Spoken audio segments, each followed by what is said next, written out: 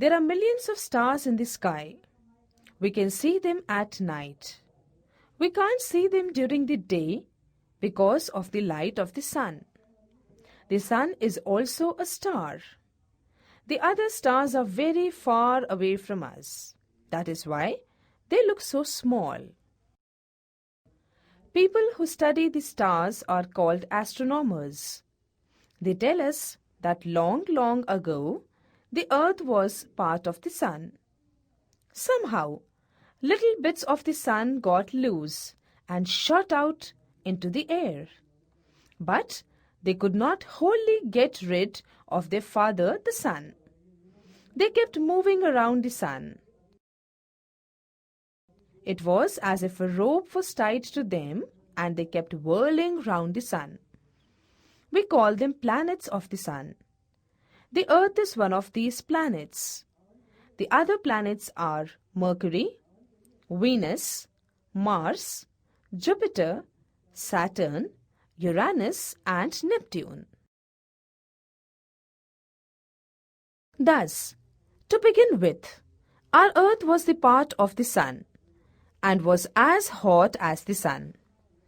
But as it was very much smaller, it started to cool. The sun too is getting less hot, but it will take millions of years to cool down. The earth took much less time to cool. Nothing could live on the earth when it was hot.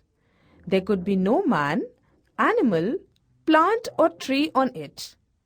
Everything would have been burnt up.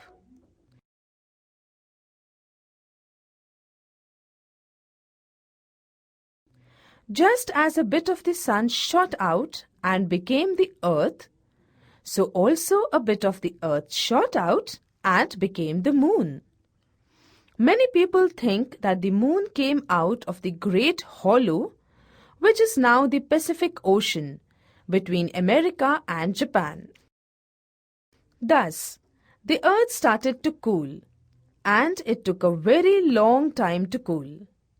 Gradually, the surface of the earth became cooler, although the interior remained very hot. Even now, if you go down a coal mine, it becomes hotter and hotter as you keep going down. Probably, if you could go down deep enough inside the earth, you would find it red hot. The moon too, like the earth, started to cool. As it was much smaller than even the earth, it cooled even more quickly. Now it looks delightfully cool, doesn't it? When the earth cooled, all the water vapor in the air condensed into water. Probably it came down as rain. It must have rained very heavily then. All this water filled the great hollows in the earth. It was thus that the great oceans and seas of the world were formed. As the earth and the oceans became cooler, it became possible for living things to exist on the earth's surface and also in the sea. Do you know, the first living things on this earth were jelly-like things? They had no shape of their own. Then came fishes and other water animals. Land animals came much later, and from these animals, man evolved millions of years later.